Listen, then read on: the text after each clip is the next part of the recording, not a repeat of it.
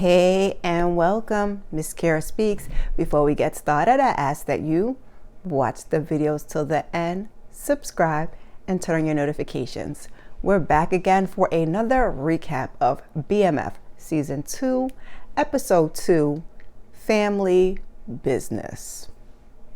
Clearly, this is going to be the family season, y'all, with all the titles starting with family. This recap will probably be a little bit longer. I have more notes this time, and it looked like they dealt with a little more this time, so we're going to get right into it. You know, they got to give us our opening quote from Terry this season. And we hear Terry narrate that he stepped away from Meech because he was tired of answering to him. He thought he'd become the boss of his own business. And in comes Meech 2.0. Oh yes, that's Charles, Daddy Flannery. He's telling him what to wear. He's telling him what not to wear. And throughout the episode, Charles is not listening to anything that Terry has to say. Not a business idea, not a nothing. So then we see Terry and he's got a rude customer. No, go this way. No, go Child, Terry had enough.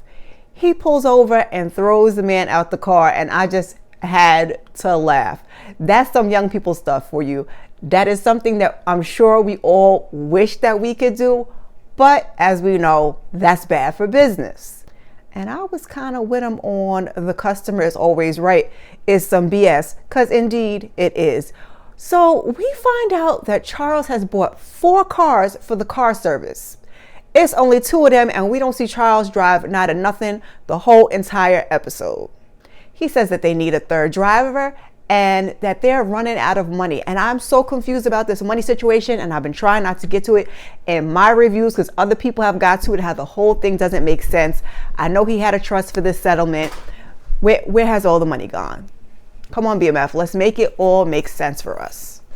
So we see Terry and he heads over to the bank to go visit his favorite person, Markeisha, and ask her about adding another driver. She's telling him it'll be fine as long as, you know, the person has a clean record and they're not young and high risk and, you know, blah, blah, blah, blah, all that good stuff.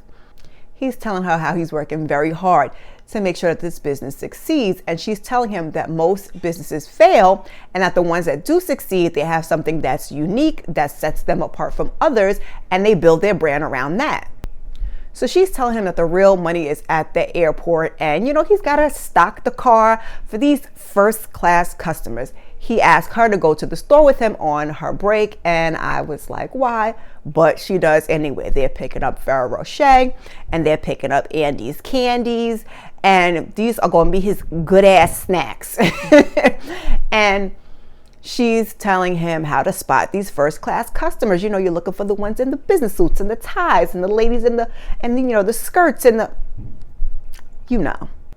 So though he has been skimping on these brochures, he does take Lala's advice and he heads on over to the airport. Now, he don't want to pay this curb fee, and later on he's going to try to unionize the folks so they too won't pay this curb fee, and I guess we're going to see how that goes in future episodes.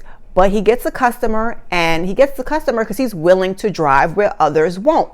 He loads about 2, 3, 4 people into the, you know, into his little limo, and off he goes. Now, he's later going to tell Charles about this idea, and Charles hates it. Because like I said, Charles been shooting down every single idea that this boy has had. Charles worked my nerves this episode. But we're going to move on to our boy Meech. He is meeting up with K9 and his exotic girl. You know, they got that Dairy Queen and they're having little snacks.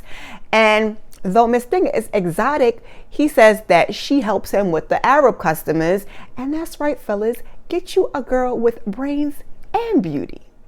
So K9 is trying to put Meech on. He's talking about investing and diversifying and washing the money. All the things that good drug dealers and businessmen need to know. So while they're sitting there talking, they shooting. There's a guy that starts shooting. They start shooting. They take off after the guy. The guy gets to a point where he feels like, let me just jump out the car and run, which I thought was totally stupid. And he loses his shoe like a good old hood Cinderella. They gonna find homeboy later. Lucille. So she's at home and she's cleaning up, and she puts up Charles's pick for his guitar, and she finds a Playboy in his guitar case. And ma'am, she is not happy. Charles comes on in, and we find out that she's on her way to Ohio to visit her mom for her birthday. She's upset that Terry's not going and Charles is not going, but we have a business to run, Charles is telling her. Well, she tells him, Mama needs a gift and Nicole needs bras, and I'm gonna just go ahead and get that. So she heads on over to Sears with Nicole, and she's at the counter, and the bras and whatever else she has is ringing up to about $102. Oh, well, Miss Flannery says she's gonna have to put a few things back. But you know, the lady that's checking her out, she's on her retail grind talking about, but if you open a card, you can save 20% on your purchase and you can use the card all day. How many years in stores I worked in retail, and that was one of the things I hated doing, is selling those freaking high interest retail credit cards to customers. And I was never good at it, and I always got in trouble for it, but I digress. So Lucille, she's like, okay, fine, we're gonna pick out some more stuff. So she goes and tells Nicole to go on and put those bras back. Go ahead and get the good bras, and we're gonna get some shoes and some clothes for our trip, and don't tell your daddy. And now you know this is going to come back to bite Miss Lucille in the butt later on in the episode. Now I got all kinds of arrows in these doggone notes. But let's stay in Detroit and let's stay with Meech. So Terry is actually in the house. He's eating. Meech comes in. Now remember, Terry's not going to Cleveland. Meech is going to Cleveland. And Terry is wondering just why he's so excited to head out of town.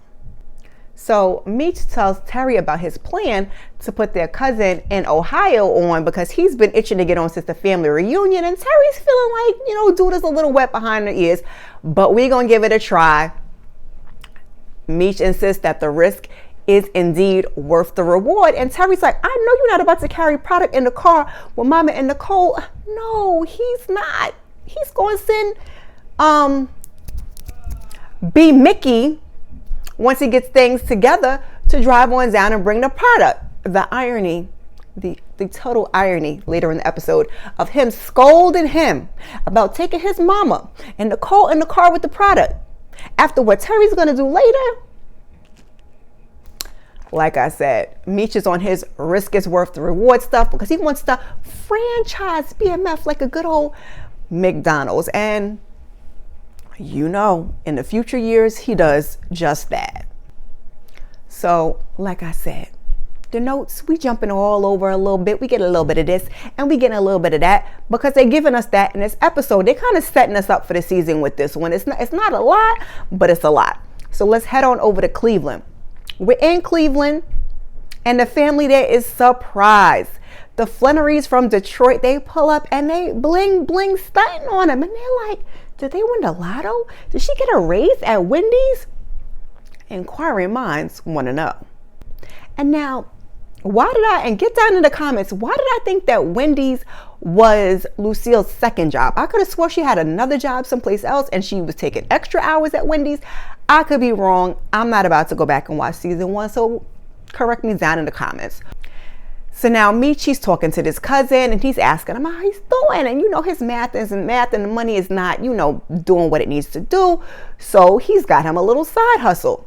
Meech, he's ready to put him on. And he's like, you know, introduce me to your peeps and we're going to make it happen and make it do what it do. And then you could sell through the video store. Code word is going to be the deluxe edition. And we're going to see them meet with the local dealers a little bit later to talk business. Let's talk about Mama Lucille for a minute. So, still in Cleveland. She's in the room. I think she was crying a little bit. Her mom comes in and she, baby, you know how mamas do. Baby, what's wrong? Talk to Mama. And she's telling her mom that life didn't turn out how she'd hoped. Whoo, child, for being in my 40s, if I do not know how that feels to be a single mother of 3. Now she's supposed to be a married woman of 3. So you can only imagine life don't never go the way you thought it would go. Like when you was younger and you figured at this age and stage, you'd have this much money or you'd be. I digress because I'm about to go up on a tangent. Mama's basically telling her, like, life don't never do what you expect it to do. She's saying that her and Charles are basically roommates at this point.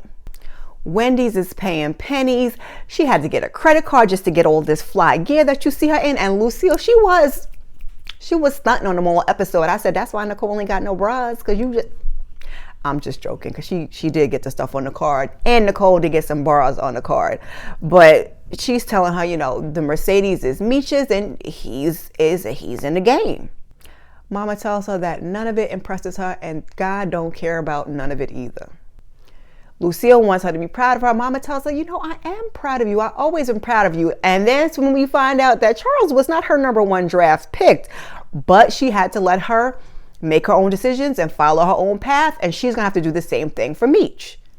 She's telling her that she's stronger, and she realizes that every bird has to leave the nest. And if you let them go, they will come back. And, you know, motivational words from Mama, you know. So back over in Detroit, B. Mickey goes to pay his mom a visit. We finally get to see B. Mickey's mom. She's busy asking for grandbabies. How old are these kids that she's asking for grandbabies? I digress. She's asking for grandbabies, and she's looking for Kato. And meanwhile, B. Mickey wants to know where them flowers came from. Oh, they came from your boss.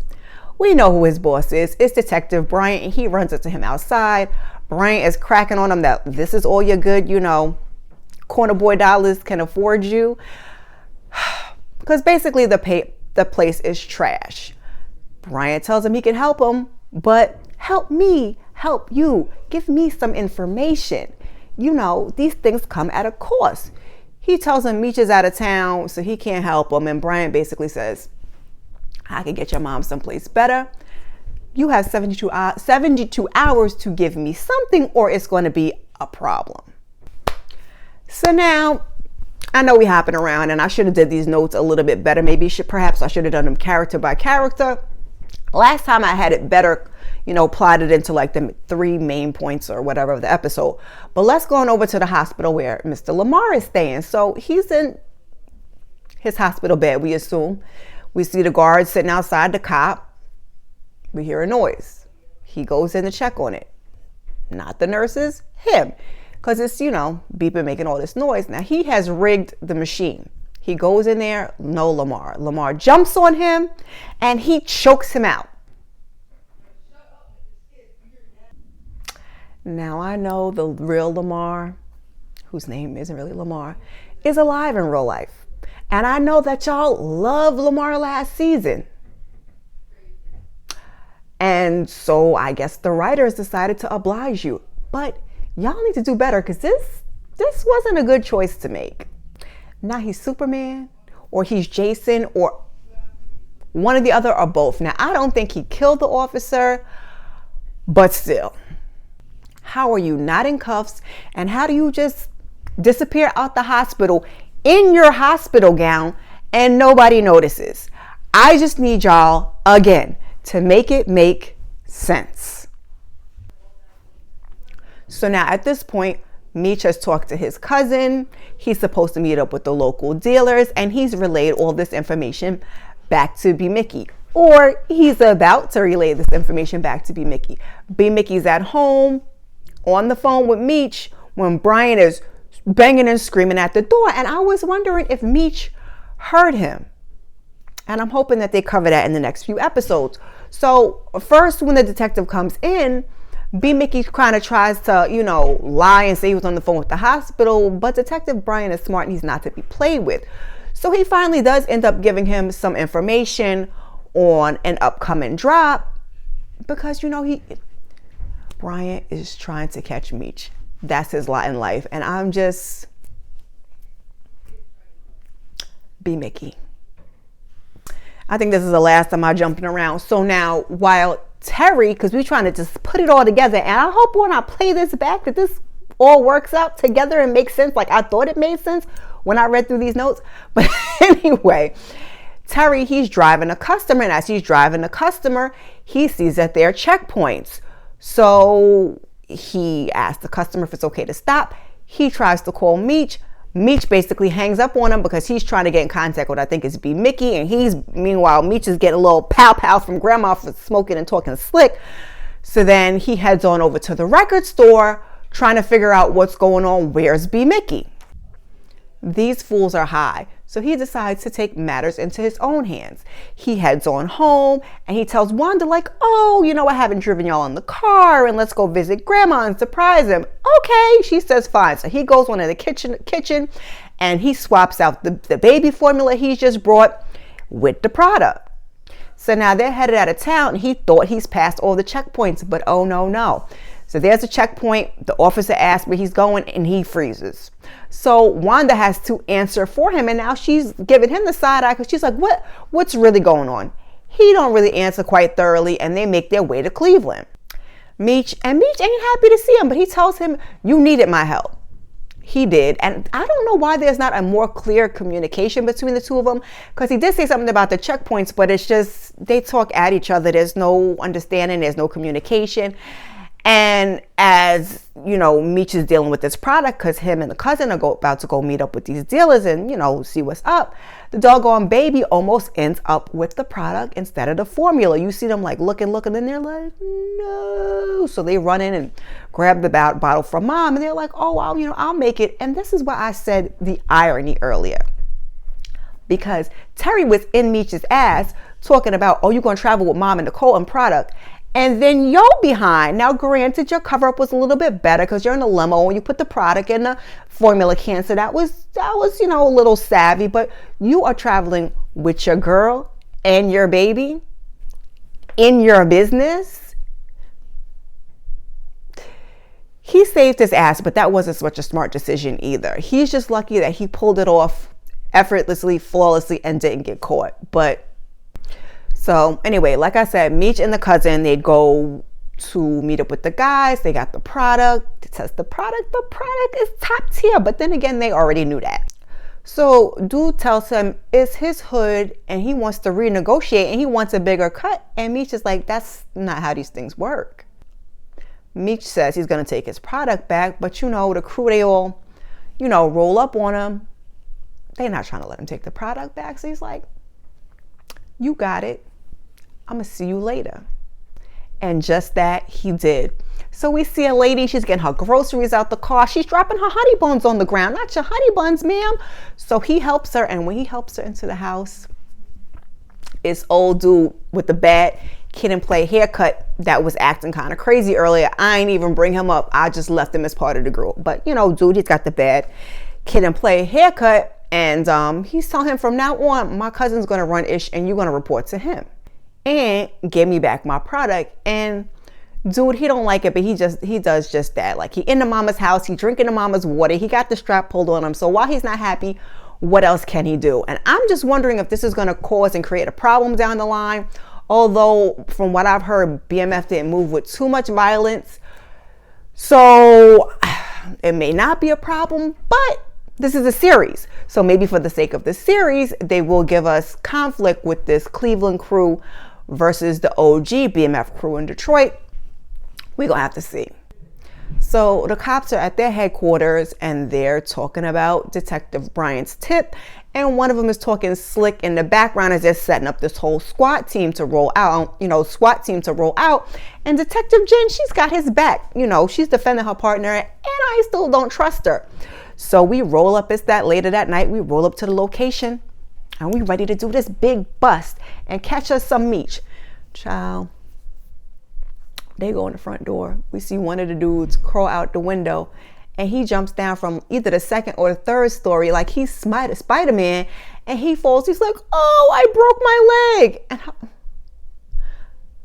I was watching him do this. I'm like, there's no fire escape. Where's he going? You just gonna land on your feet like a cat? Like I said, dude thought he was Spider-Man. And it's so funny because the other, SWAT team is standing in there like, dumb.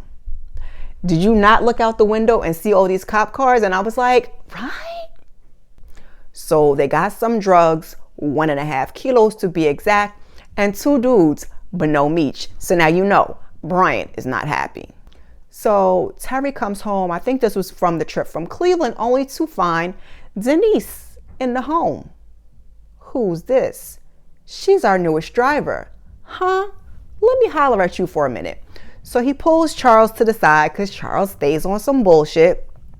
And he's like, you didn't say nothing to me about this. But Charles doesn't feel like he has to tell him anything. And he's like, this is a business with partners. And Charles is explaining to him, because Denise she's non-melanated, she's white, and that she could go places that they can't. And yes, this is true. He has a point. But Charles handles Terry as if he's a kid. And now technically Terry is a kid, but Terry is the reason that you have this money in the first place. So let's humor him. Even if you don't take the advice, hear him out. Charles didn't want to hear anything the entire episode. All he met him with is arguments and just shooting down his plan. And Terry wasn't with it. And if honestly what didn't happen further down in the episode, we're going to get into that.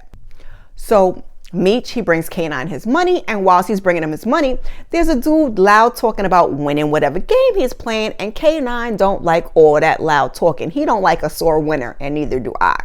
So he's doing all of this, and at the same time, he's over there flirting with K9's girl, and we already know that's going to be a problem. But K9 has a surprise for Meech. They go in the back, and it's their hood Cinderella. He's found him. A MF violates, we demonstrate. So fast forward on over to Lamar. In the rain, in his hospital gown, bleeding and limping. He falls on the ground, and his cousin, the mortician, good old Donald Rollins, comes to the rescue to pick him up.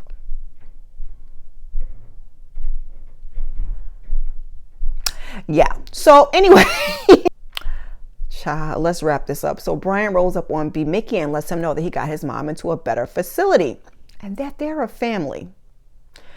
Just what exactly is B. Mickey going to do with that? So we see Big Mickey head on over to the record store, and he tells Meech that his mom took a turn. And Meech he's basically saying it's okay. He's being cool as a cucumber, but he tells him he has a responsibility, that they are a family. We have to communicate. You have to call me. You got to hit me back, blah, blah, blah, blah. And so the crew is like, yeah, speaking of family and speaking of communication, we're totally confused. Like, who's in charge? Are you in charge? Or Terry in charge? Because we thought Terry was gone. And then Terry comes in here and he's, making moves and balling and shot calling. And Meech is like, from now on, you report to me or you report to B. Mickey, and that's it. So then we see Lucille, and she's in her new nightgown, and she's looking right. And Charles coming in, he likes what he sees. But he decides to confront her about the credit card she opened in Nicole's name. Damn, Lucille, I was rooting for you this whole time, girl, the whole time. Now, the one thing I can say about my raggedy ass parents is they ain't never did that to me. And I, as a single mother, have never done that to my kids. Why you gonna mess up the baby's credit like that? The way these parents are rolling and the judgment of it all, like what? We don't do that. So she says that she's trying to measure up to the girls in the magazine. He doesn't know what she's talking about, but ma'am, you have not given him any in 3 weeks. That would have been a simple fix, not to side with Charles by all means, but you get what I'm saying. And to which he says he wouldn't need the magazines. Isn't that what I just said? I wouldn't need the magazines if you had just, But sis was on that ain't nothing going on with the rent tip, and she couldn't get it, the drip drop like she wanted it to, because when the money's dry, so was she. And I can honestly say that Miss Lucille, holier than now, she surprised me with this one. But Charles, what you should have done is you should have got you some first. That's just my opinion, but I am sick of these two, okay? So now we are at the end of the episode, and earlier Meech promised to take the kids to go see Coming to America. He's at the movie theater. We see Terry come in, we see Nicole, and he decides to confront T about being in his business, and these two end up, fighting. He said, get in the game or stay out of it. And I'm going to tend to agree with him on this one, because Terry does have 1 foot in and 1 foot out. And I get it, because part of it is you just want to help your brother. You don't want your brother to get caught up, but you could have got caught up. And like I said, they fighting, they're telling him to break it up, for they call before they call the police, and we're ending the episode and we hear Terry narrate that your enemies will attack when the family's fighting and you're vulnerable. And that's a fact. Get on down in the comments and let me know what you thought about this episode. So now, I honestly thought that Terry would be back with the BMF crew by episode 2. But between him and Meech fighting over BS and Daddy Flannery acting a plumb fool, here we are. So let me know, what episode do you think that Terry is going to return to BMF? How much info is B Mickey going to give up? And what are we doing with Crazy Lamar? Because I've had enough. Put your thoughts and theories down in the comment and please join me back here for episode 3. Peace.